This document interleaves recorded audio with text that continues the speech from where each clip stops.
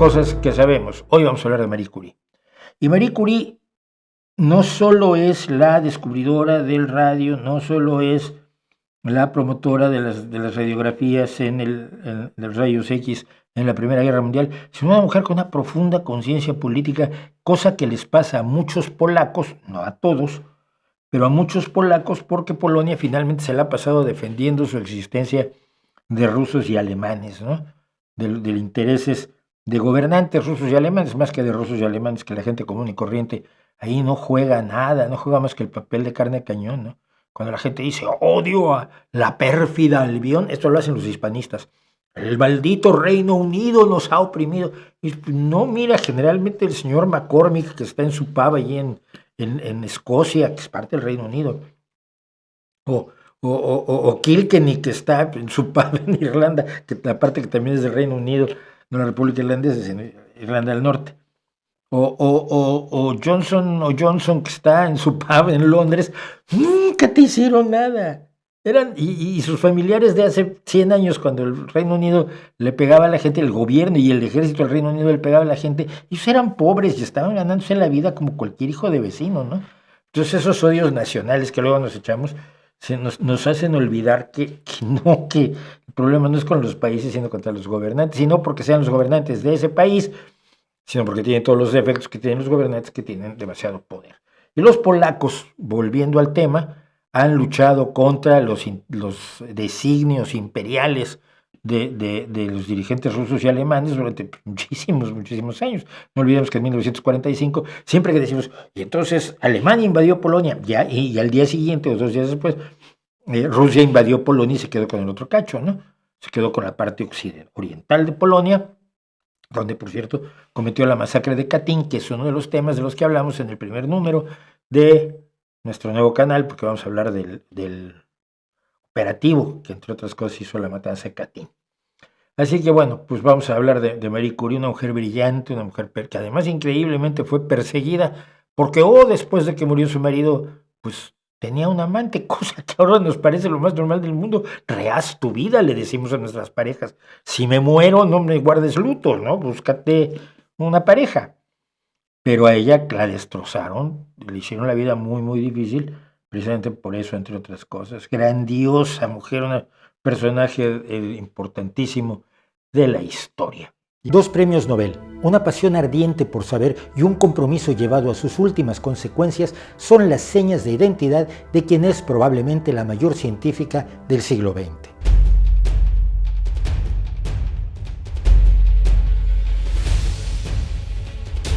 Para una chica de fines del siglo XIX no era lo más común decir que soñaba con ser una investigadora científica. No era tampoco común que se declarara agnóstica en la adolescencia, renunciando al catolicismo que era definitorio de su cultura, la polaca, ni que dejara de dormir o comer concentrada en sus estudios, menos aún que se implicara políticamente en los proyectos revolucionarios estudiantiles contra la Rusia zarista. Parecería por momentos que tal retrato corresponde a una feminista innovadora de la segunda mitad del siglo XX, pero es que nada de lo que conformó la vida de María Sklodowska era común desde que nació el 7 de noviembre de 1867 como hija menor de 2 profesores de escuela militantes de la educación como motor del cambio que la impulsaron a romper los moldes, a ser independiente en la ciencia, en la política y a cambiarse para cambiar el mundo. Habiendo sido rechazada de la universidad por ser mujer, a pesar de sus excepcionales resultados académicos, María y su hermana Bronya acordaron apoyarse para sus estudios. Tocó primero a Bronya partir a París. María trabajó entonces como institutriz de los hijos del dueño de una plantación de remolacha, ocupándose en su tiempo libre de enseñar a leer a los hijos de los campesinos, aún a riesgo de ser castigada por los ocupantes rusos en caso de ser descubierta. Finalmente, en 1891 fue su turno.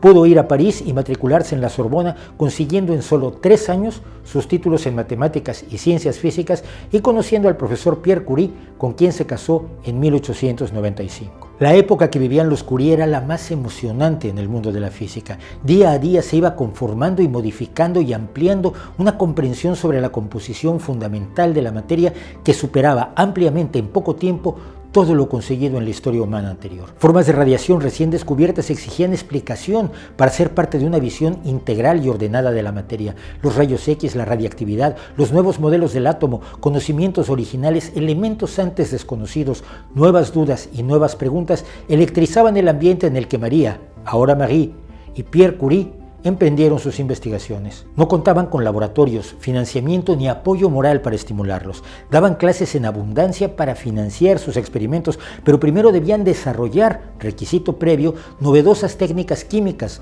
como las que ideó Marie para separar el elemento radio de los minerales radiactivos y tener cantidades suficientes para estudiarlo, caracterizarlo y darle un sitio en la tabla periódica de los elementos, introducida apenas en 1869 por Dmitri Mendeleev. Marie empezó a trabajar en la radioactividad como su proyecto para alcanzar el doctorado en física, y en julio de 1898 los Curie publicaron un artículo dando cuenta del descubrimiento del polonio, el altamente radiactivo elemento 84 de la tabla periódica.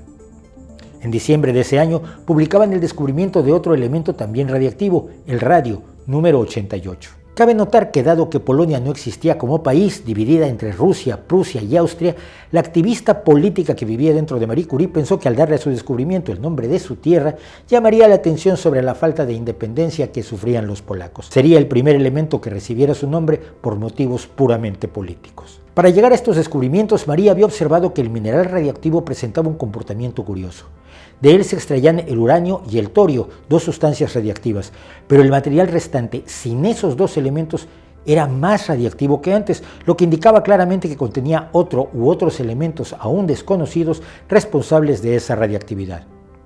Sin embargo, los resultados de 1898 necesitaban sustentarse en muestras más abundantes de ambos elementos y para tenerlas, los Curie tuvieron que procesar toneladas y toneladas de mineral de pechblenda del que extrajeron los elementos que buscaban. Ahora al menos ya tenían el apoyo de algunos empresarios e instituciones científicas para la ingente tarea que, por ejemplo, implicaba procesar 1 tonelada métrica de mineral como la pechblenda para obtener apenas 100 millonésimas de gramo de polonio. Pero confirmaron sus descubrimientos y Marie Curie alcanzó el doctorado en 1903 como primera mujer en conseguirlo en Francia. Ese mismo año fue también la primera mujer en obtener el premio Nobel cuando la pareja fue nombrada ganadora del premio de física. Gracias a ello, Pierre fue nombrado profesor en la Sorbona y María fue contratada como jefe de laboratorio. La alegría compartida duró poco. En 1906, Pierre murió víctima de un accidente callejero. María pronto se convirtió en la primera mujer profesora de la Sorbona, además de continuar con su trabajo de laboratorio y de fundar el Instituto del Radio en memoria de su esposo. Lo que no consiguió, sin embargo, fue ser la primera mujer admitida como miembro en la Academia Francesa, pues fue rechazada por un voto. Como respuesta, la Academia Sueca le concedió en 1911 el Premio Nobel de Química, convirtiéndola hasta hoy en la única persona que ha obtenido 2 premios Nobel en 2 ramas distintas de la ciencia. Durante la Primera Guerra Mundial, Marie Curie usó su influencia para crear una flotilla de 20 estaciones móviles y 200 estacionarias de rayos X, salvando numerosas vidas con el apoyo de su hija, la también física Irene Curie.